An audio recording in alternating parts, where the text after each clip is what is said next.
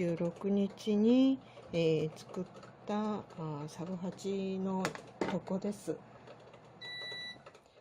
これを今日は2週間経ちましたので、2週間経って、かなり馴染んでおります。とろっとしてますので、これを別容器にまた移し替えて、冷書で保存します。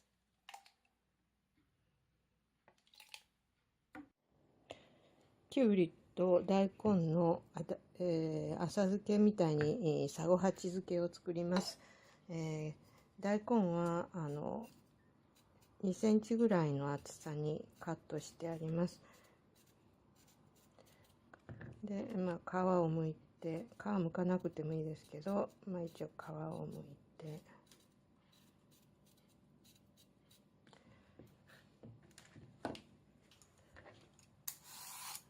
きゅうりもところどころ皮を剥きます。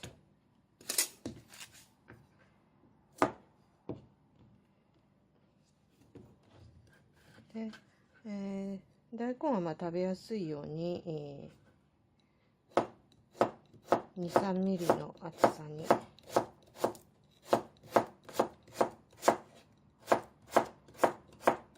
薄切りにします。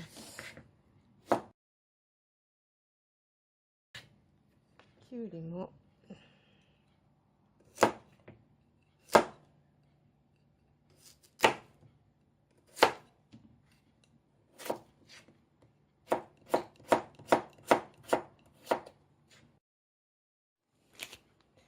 だいたいきゅうりと大根を同じように短冊切りにしました。で、これをフ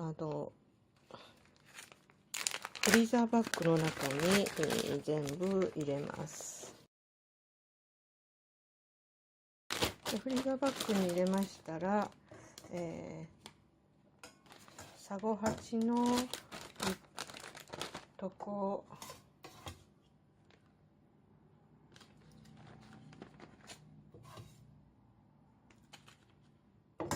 大さじ3杯ぐらい入りましたけど、これを入れて、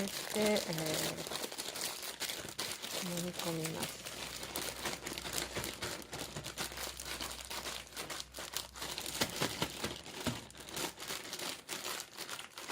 軽く塩味がついてます。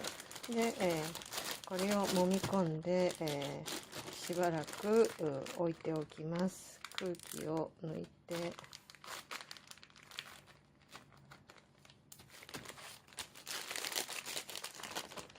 常温でもいいです。このまま置いといて、食べる時間に合わせます。4時間ほど常温で放置しておきました。きゅうりと大根のサゴハチ漬けができてます。